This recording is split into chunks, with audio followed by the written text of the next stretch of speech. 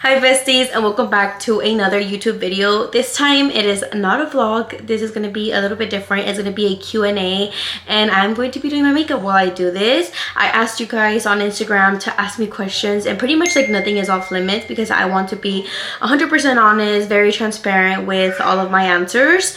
You guys did not disappoint. There's a lot of questions on here, so we're gonna go ahead and read through some while I get ready. So let's get started. The first question is, how did you find it in you to start recording, and what was your aha moment? I started recording videos on TikTok when I was going through postpartum depression. I also was a stay-at-home mom, so I had absolutely no hobbies, nothing to do, and I just decided to start creating videos of like lifestyle videos of what I did in the life. I would find myself looking at these videos and just scrolling endlessly, and like they would kind of encourage me to get up and get dressed and just get ready for the day and just to have a good day. Like I didn't just have to be in my pajamas looking very crusty every single day. Like I could get myself ready, get my daughter ready, even if we were going nowhere, romanticizing my life and embracing like the mundane, you know. It was making me really happy.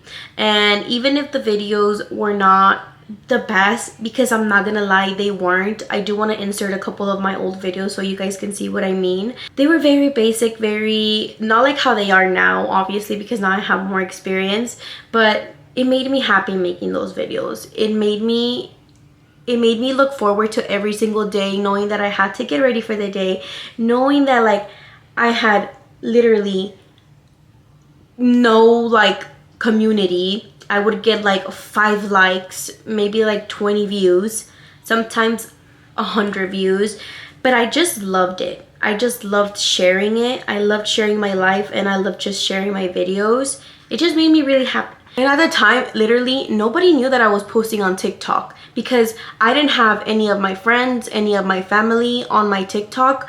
I literally just had random people. And you know when they say that like random people are sometimes more supportive than friends and family, that is also very true. So I did have a community of moms that have been following me. Until this day, they still follow me.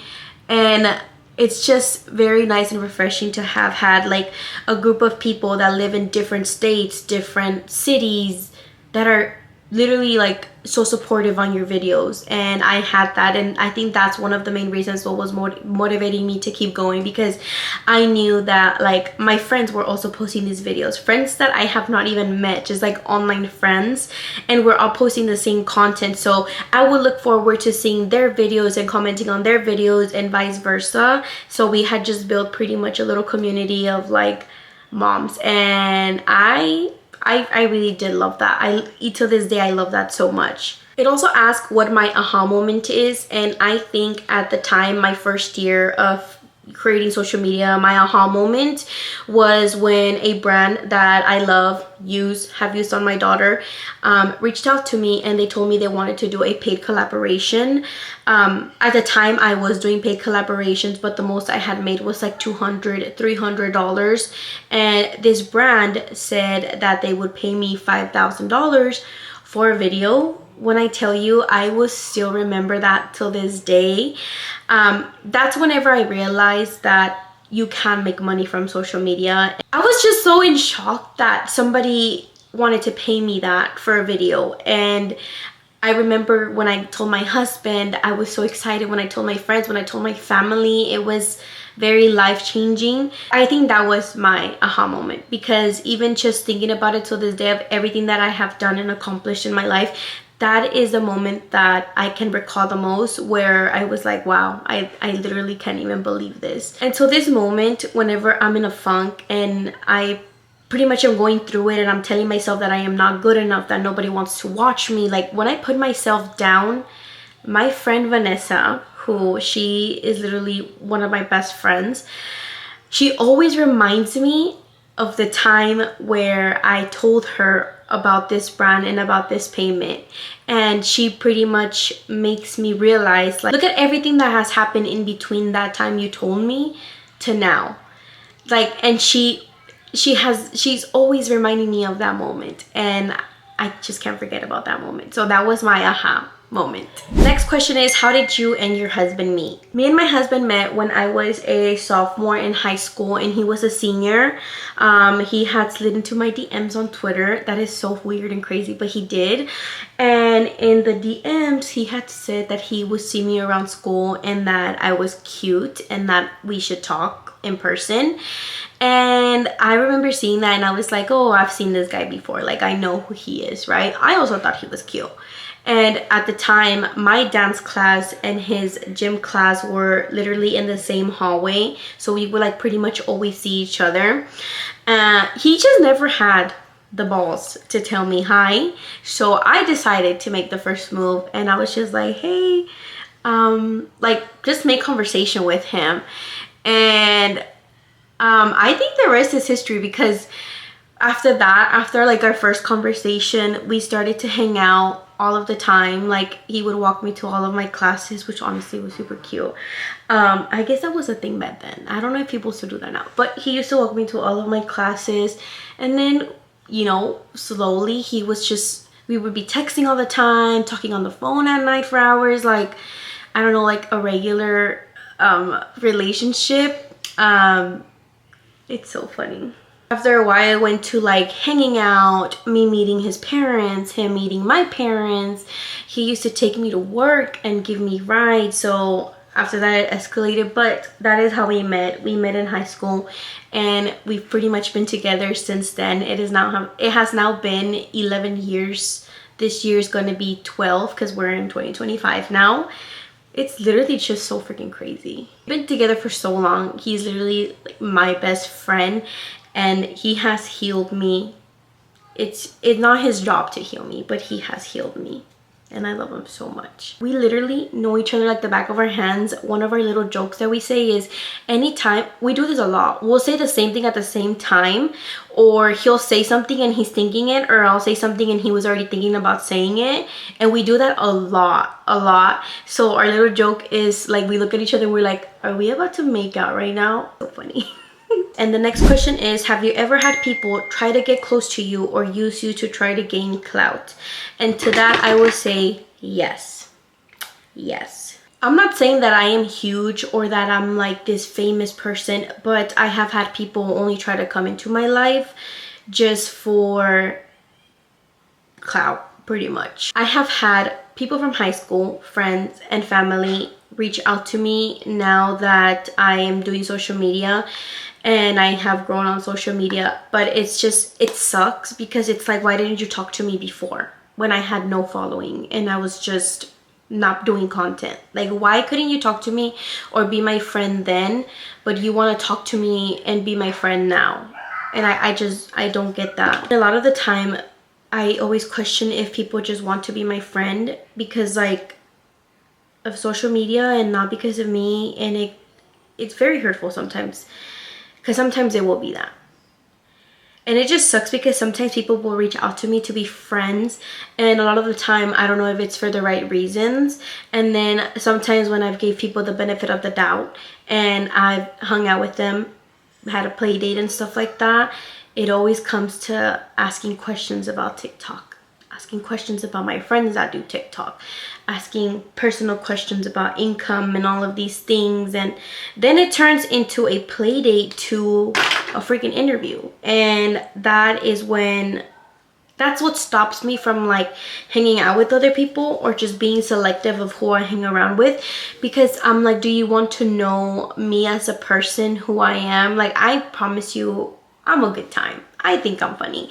So when you're just constantly asking me questions about my job and like social media, maybe yeah, I get it, you're curious, but at the same time it's like, I'm not just that does not define me, if that makes sense. I did get a lot of questions about my fertility and I do want to answer a few of those. The first one says, how do you handle with the feeling of wanting another baby but it's not happening? I know a lot of you guys already know, but with Mila, I did struggle for years to be able to have her. I had to go through fertility treatment and I was put on birth control for 3 months, and then after that I started getting my periods, and then after that I was put on letrozole, which is pretty much a medication that helps you ovulate. And then it worked the second round of doing it, meaning the second cycle, meaning my second period time getting a period. So this time around we've been struggling as well. I went to go get checked, and I went to my fertility specialist. The difference is that this time around I am getting my period, but the only thing is that I am not ovulating. So I was just put on letrozole. I have now gone 2 rounds of letrozole and nothing has happened. And I am not gonna lie, because I'm not gonna lie, it hurts. The first time around with Mila, I did not share my fertility journey. I kept it a secret. The only people that knew was me, my husband, and my mom, because she would go to some of my appointments when my husband couldn't. And I'm not gonna lie, it was very lonely and nobody knew what was going on, and a lot of people were very insensitive, but also it might have been my fault because I didn't let anybody know what was happening. So this time around with Mila, I told myself I have a platform, I'm gonna use it, because I know there's a lot of women that deal with the same thing. And there's a lot of women that do. Like when I first started posting my fertility journey, I'm about to cry. When I started posting my fertility journey on social media, I knew that it was going to be both good and bad, pretty much feedback.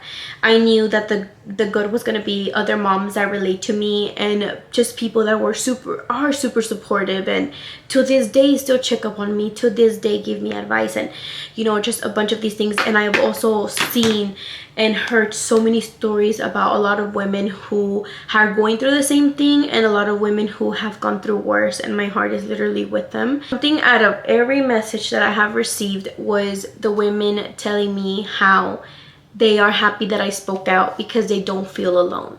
So if I can be that one person to help somebody that's going through this alone, because like I said, I've already been through this alone.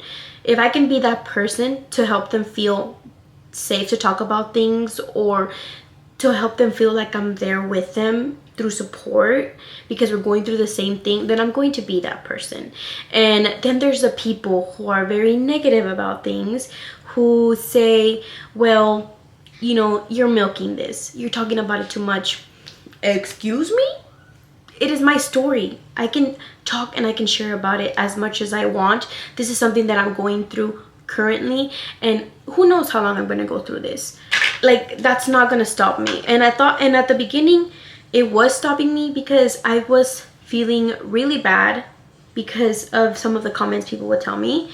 They would say that I was not woman enough. They would tell me that I should just adopt, which honestly might not come from a bad heart, but do you want to hear that? Like, oh, well, just give up then, go adopt. Like, that's very, very mean. Although it might not be in a mean way, but it feels very insensitive. I have also experienced people in my DMs who have zero filter, are so rude, who say that my husband should have been with a real woman because a real woman can have kids and I can't bear any kids. And I mean, some of it's really disgusting. Like, I block a lot of the bad, I delete a lot of the bad, but it's there. Like, after I see it, I see it.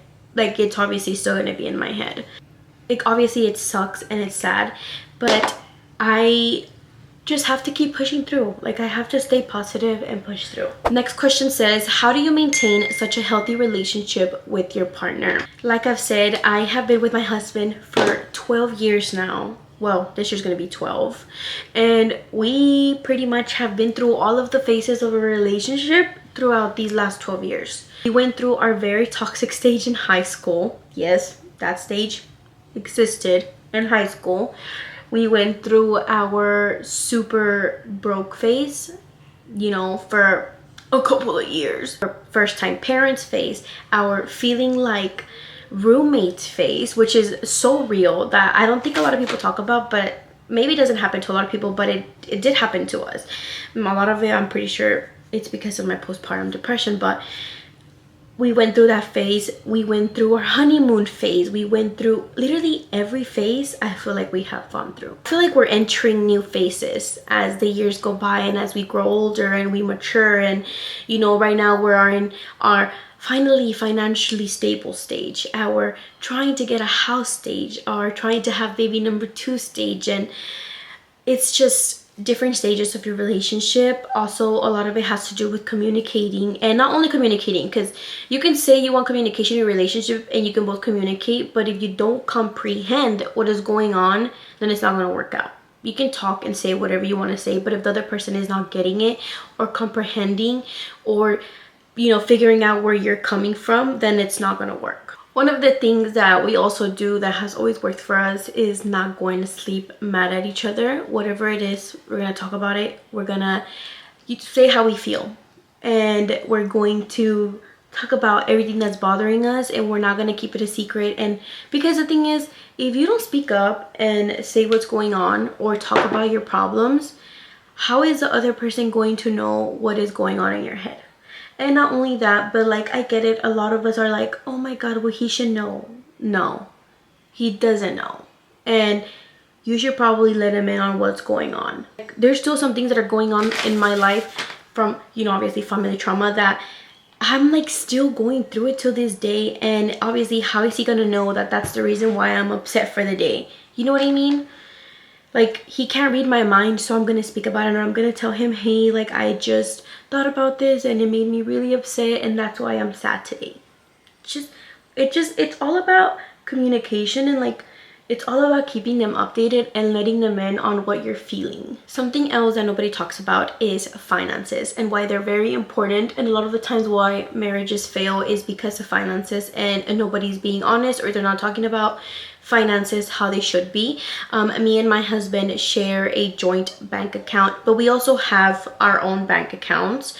But we do not spend not a freaking dime without letting the other person know what we spent it on and what we purchased. We do not keep secrets about finances or like things that we have purchased. Somebody said, how do you record yourself without feeling embarrassed? Honestly, the feeling never goes away. I have been doing social media for 3 years now, and I still get a little bit embarrassed when I'm at the store, especially filming, or when I have to film an ad like anywhere public. Yes, I still get embarrassed and I still get very, very shy. I don't know when that's gonna go away, honestly, but I do have friends who literally don't care and will whip out the camera and just talk to it because, you know, they're never gonna see those people again. And I understand you're not, but I still have like that feeling of like shy and embarrassed and stuff, and I just think it's normal. The next question somebody asked is, how do you feel about TikTok being banned? Is that why you're doing more YouTube? One thing I'm going to tell you guys, and I will say forever, if you're doing content creation, do not put all of your eggs in one basket. Meaning that if you're doing TikTok and you started in TikTok and you're growing there, why are you just limiting yourself to that place when you could be posting in all of the other social media places to post? For example, YouTube, Snapchat, Lemonade, Instagram, I don't know, there's literally so many out there that you should not just be posting or restricting yourself to one. You should be posting everywhere because it can give you way more opportunities. And I'm gonna give you literally the best example to go by. I'm gonna be your example. I started posting on TikTok only, posted there for a year and did not post anywhere else. I was too scared to post on Instagram because I had people that followed me in high school. I had people who I went to work with. I had people that I knew, friends, family, like, and I was just too scared, too embarrassed to post on there. And one day I just decided, you know what, that's enough. And I started posting every single day on Reels. And literally in the blink of an eye, I surpassed my following on TikTok from Instagram. In 1 week, I gained 10,000 followers. Because of being consistent and not caring what other people thought and just not putting all of my eggs in one basket. Yes, it does suck that TikTok is being banned. If it is, we still have no updates on that yet, but it does suck that it's being banned because to me, TikTok is an app where you can post literally raw content yourself. You can post whatever you want. And for me, Instagram is very aesthetic, very fast-paced videos. TikTok being banned kind of opened a lot of people's eyes on knowing not to just post on one app and posting everywhere else. that's what I'm doing. I'm putting my eggs in all of the baskets, but also I'm doing YouTube because I have always wanted to do YouTube ever since I was a little girl. I just obviously was never financially stable to own a camera. I also like YouTube because I can talk and rant and talk for hours, and you guys might not know this, or you do know this, but I like to yap, and that's why I really like it over here. Another question is, any financial advice? Yes, I do. The best things that I feel like me and my husband did was become debt free, and a lot of people might not like the method that I'm talking about. We did the Dave Ramsey method. I don't know if you guys have heard about Dave Ramsey, but pretty much what you do is you list your debt from smallest to biggest. I'm talking about both of you. And what you do is you go full force on that first one, because obviously it's the least. And while you're doing that, all of the other ones are going to be set on minimum payment, right? So the rest of the other ones are going to be on minimum payment, and your first one you're going to attack that bitch.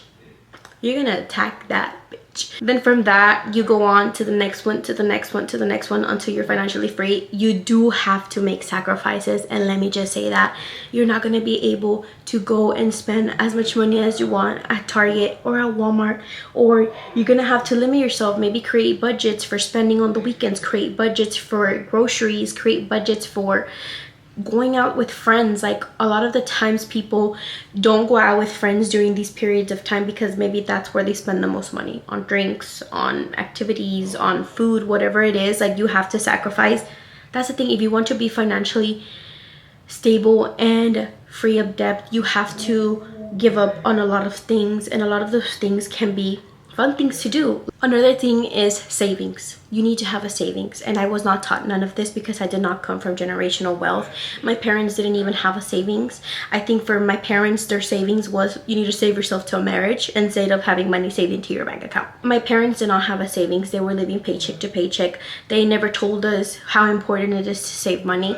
They didn't tell us anything regarding finances because obviously they were trying to figure it out themselves, because obviously my parents weren't financially stable. Like, my parents were not taught any of this, so obviously if they didn't know about it, like, how are they going to teach us something they don't know about? Me and my husband have two different savings. We have our savings, regular savings, and then we also have a high yield savings account, where that is where most of our money is. Pretty much that high yield savings account, you don't touch it, but it pretty much like gives you interest, I guess, of what's in your bank account. Trust me, I am not that smart with money either. That's why my husband handles a lot of the finances, because if it were up to me, I would be spending money all the time. A lot of people are not taught about savings, and a lot of people don't have a savings because obviously in this freaking economy, it's freaking hard to have a savings account.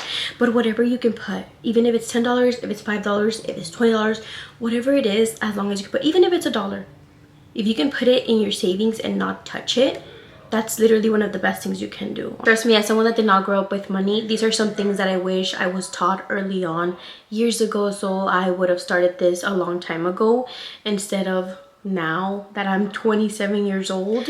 Next one is, how do you deal with comparison? I struggle a lot with this. Literally anytime anybody talks about comparison, I always think about comparison is a thief of joy, which it really is. But honestly, we are all humans, we're people, so obviously we're going to compare ourselves.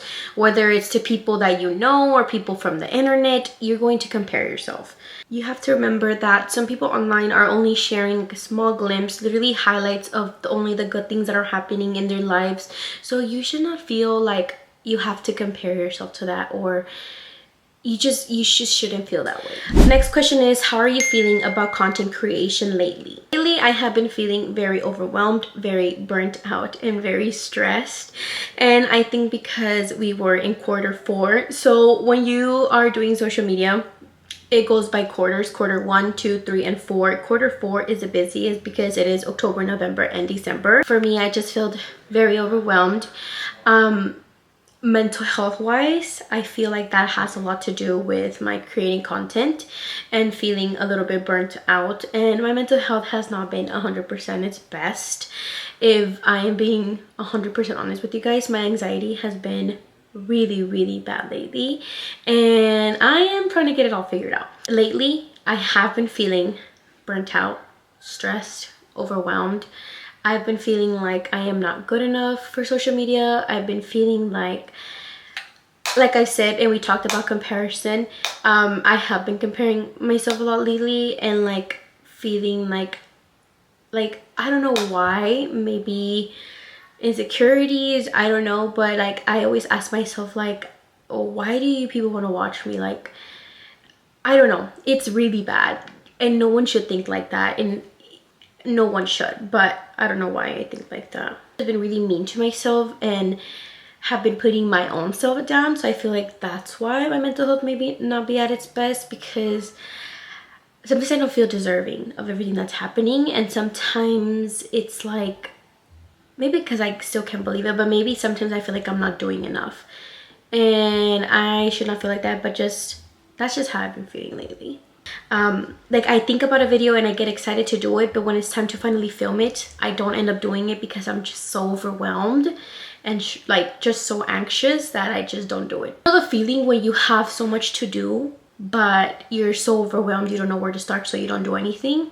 That's me in a nutshell. What did you do for work before being a stay-at-home mom or creating content? I have not been doing social media for, I believe, 2 to 3 years. Before that, I was a stay-at-home wife because I was pregnant with Mila, and I had just been let go of my job because of COVID. But before COVID, I was working normal 9 to 5, and I was verifying medical insurance for a gastroenterology. So I would verify a lot of the insurances like United Healthcare, Cigna, Aetna, Blue Cross and Blue Shield, like all of the insurances that you can think of. Ask, how much did you start making when you first started working with a company? If I told you, you would be shook, because I remember making $50 when I had 50,000 followers. One thing I do want to say is that if you have no knowledge on rates and exclusivity and usage rights, or like how much to price any of that, obviously you're gonna lowball yourself, and that's something that I was doing. I did not know how much to rate my videos. In my head I was like, oh my god, like why would anybody want to pay me anything? Like, why would this person want to spend money on me for a video? I didn't understand. I was definitely, I guess you can say, lowballing myself. I had friends who were like, yeah, I made 10,000 this month, and I'm like, how? Like, how in the world did you make that much money from a video? Like, I genuinely, let me know. Like, this is like when people would post like, oh, I made 20,000 this month, I'd be like, girl, she's capping. Like, she is lying. Like, she's not telling the truth.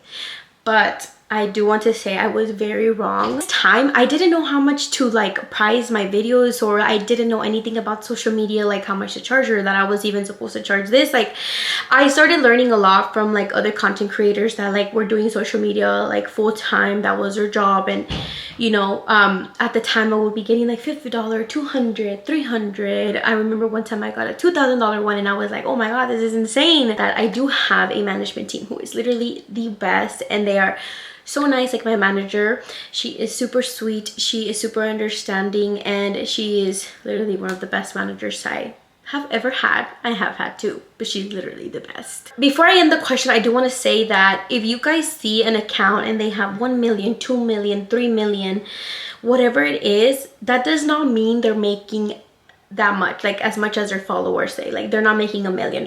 I have friends with 1, 2, 3 million followers, even 6, 7 million followers, and then I have other friends who have 200k to 300k followers.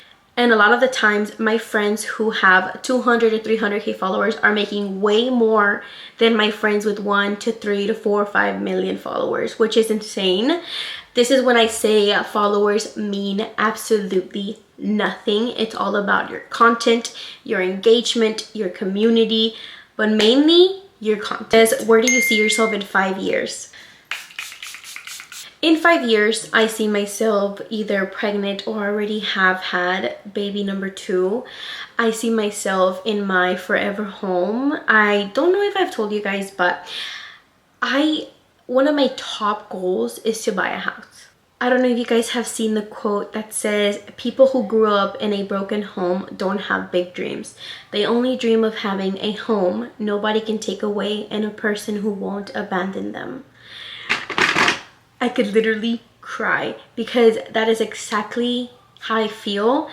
I have always dreamed of having my own home, and the day that I do buy a house, I will be the first in my entire family to have a house. But that's one of my biggest dreams, and the day that I share it with you guys and the day that it happens, just know that I probably cried like 50 million times. Another thing I would love is to also still create content and keep growing on social media.